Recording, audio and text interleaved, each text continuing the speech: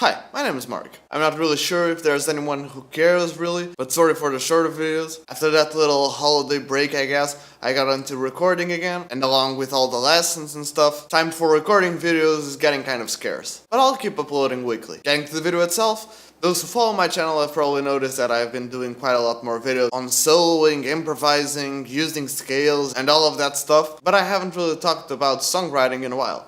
So I thought I'd do a little video today about it. This video is more oriented for those guys who are trying to compose a song and are trying to find some interesting chords to play because they don't really want to play the same 4 chords as everybody else, nor the same voicings and all. And although I totally agree, and I'm kind of in that genre too, when I'm composing a song, I don't really want to just have those G, C, and D chords, but I have a slightly different perspective on this. I think I kinda mentioned it on how baby metal completely changed my songwriting.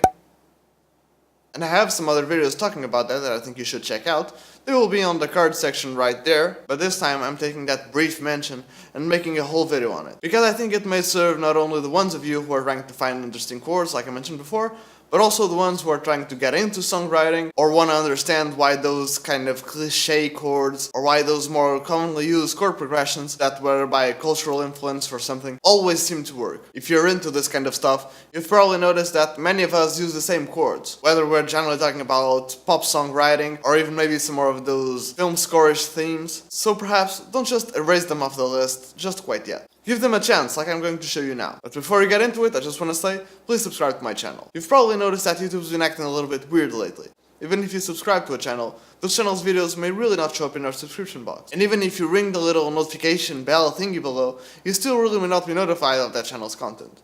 So if you want to stay tuned to my content or the content of your favorite creators, you really gotta subscribe and turn on all the notifications. Not just occasional notifications which are probably set as the default, you really gotta turn on all the notifications. And since that may or may not work, I highly suggest you follow me on social media. Not only do I post some exclusive stuff there like improvised solos and jamming over backing tracks, and generally whatever I'm up to at the moment, but I always post there about my videos. Links for the usual suspects like Instagram, Facebook, and Twitter, even though I don't really post much on Twitter, will be below. But in general, at Mark Henrique's Guitar. And since you're down there, please consider leaving a like, and perhaps checking out some of my other videos after this one. Perhaps you'd like to check out how this anime theme song can make your songs better? And lastly but not leastly, learn all of the jazz chord shapes by learning this really bad pop song? Again, all of those videos and the ones I mentioned before are in the card section right there, will be on the description below and on the annotation section of the end screen. So please, stay tuned. And I guess now we can get straight into it. Okay, so since there are so many 4-chord songs and so many of those cliche chord progressions that I can't really make one video talking about all of them, I decided I'd focus on 2 of these that focus mainly on the 4 chord. And if you don't know what the 4 chord is, if you're in C, your 4 chord will be your F chord. Or if you're in A minor perhaps, your 4 chord will be D minor. And when you start to get into harmony and theory and all of that, for many the 4 chord is usually the useless one. You have your 1 chord which will generally have a tonic function. Then you'll have your 5 chord which will in generally have a dominant function, aka getting used to the 1 chord again. But then when you get to the 4 chord, it many times has subdominant function, which means it's only useful to get to the dominant chord to get to the 1 chord. So it's just a bridge between chords and many times it's not really that important and whatever, but I'm here to change your mind. The 4 chord can be really useful if you use it in ways kinda like this. Without getting into too much detail, because if you want to learn more about theory and harmony and all, you can check some of my other videos. I'll leave some good ones about this in the chord section right there, but if you slightly change the tonality of it, you can perhaps be in A minor and having a D major as your 4 chord. You've probably heard songs like this, right?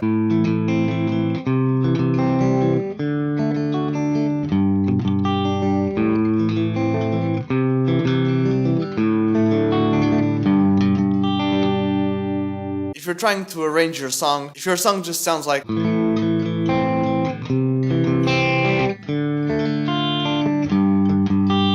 I think we can all agree it doesn't sound as dark if you play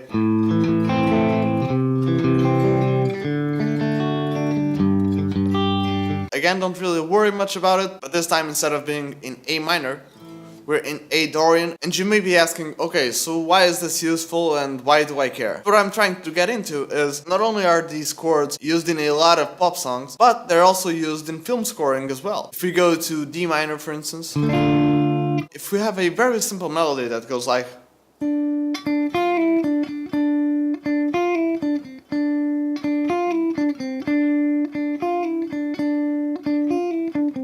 and if we just try to incorporate some of those D minor chords, we'd get something like,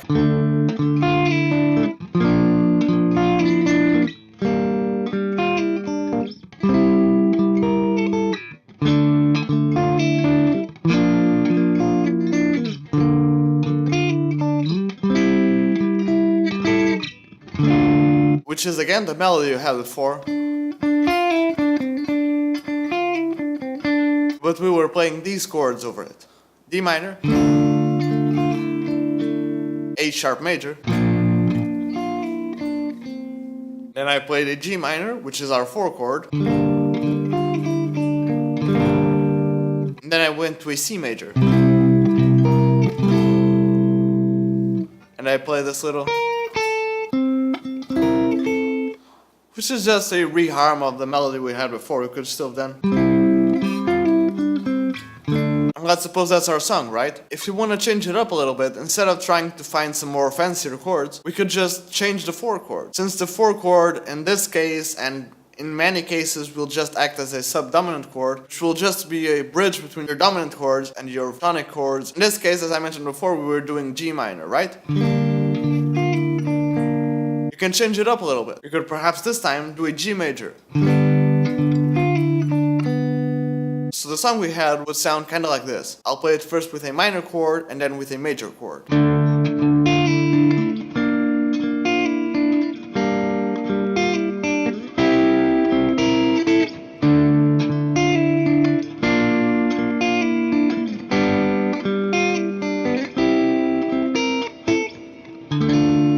I hope you were able to hear the difference. Even though in this case it was a very thought out case, because in this case you're going from A sharp major to a G major and then to C major, you kind of have this chromatic walk up. You have this kind of chromatic walk up, which kind of adds to the momentum of the song, but as you can see, it worked out rather fine, and it can also work rather fine to your own chord progressions and songs. Of course, if you look at this chord progression and this song, you could mess with some other chords. Nothing wrong can really happen when you mess with these chords. It can either 1, make your song better, or 2, well, I actually like the other one better. So you retrieve to the other chord. No problems there, right? Another example before we go, this time we looked at a minor version of a song. But let's suppose you have a major song. Like, for instance, let's go to A major.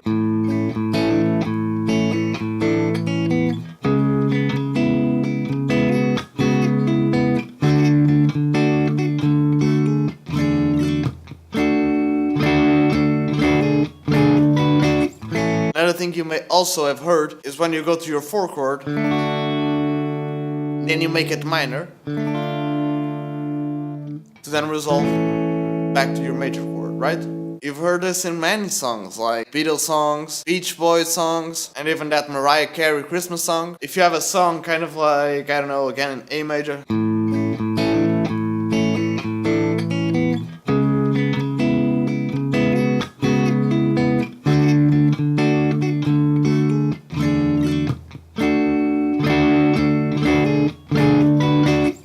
in this case your chords being A major, and then you go to C sharp minor 7, but you could just do C sharp minor, and then you end up in D major. Then I resolved back to the A.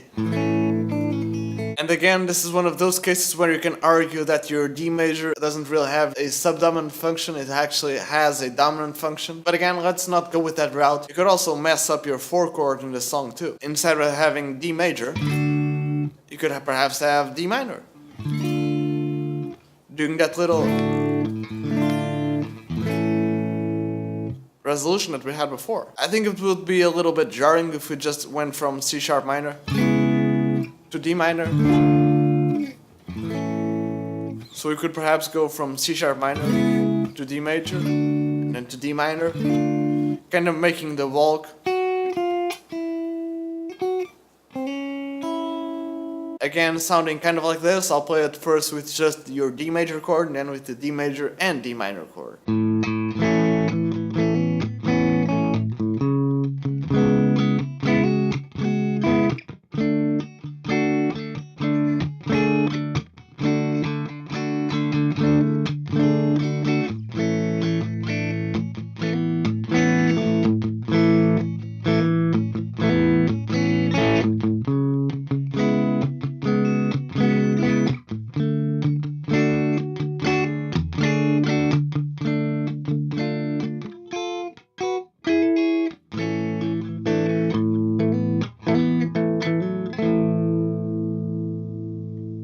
Again, I hope you were able to hear the difference between just your D major chord and then your D minor chord. So summing this up real quick, if you're trying to make a song, try to hear a bunch of chords and then choose the ones that sound better to you. Don't go for the ones that are fancy because you don't really want to play the cliche and the 4 chords that everybody else plays, but also don't just go play all the 4 chords that everybody plays because you always know that those ones sound good and fancy chords are just for jazz and you don't even want to try something new. Try out as many chords as you can and then choose the one that you think sound the best. Don't choose the ones that you think people will like the most, or the ones that are in the book, or the ones that some crazy guy on YouTube told you to play. Try to use the chords that you think do the job better. But yeah, let's be honest, I've been probably just rambling till now. Let's just get to the outro. Thank you so very much for watching. I hope this video was helpful to you in any way possible. And if it was, please, leave me a comment below. Do you have anything to add to this discussion? Did you agree? Did you not agree? Was there something I missed? Something I should have said? Do you have any suggestions for videos or what kind of content I should make? Don't forget to leave it in the comment section. And as always, I'm giving away free one-on-one Skype lessons. And anyone can enter, but they are limited though, so you gotta be fast. All you have to do to win one free Skype lesson and discounts on future lessons is to subscribe to my channel, turn on all the notifications, follow me on Instagram, and then DM me on Instagram or one of my other social medias, again links will be below, with screenshots proving that you did everything mentioned before. And yeah, I guess that's it.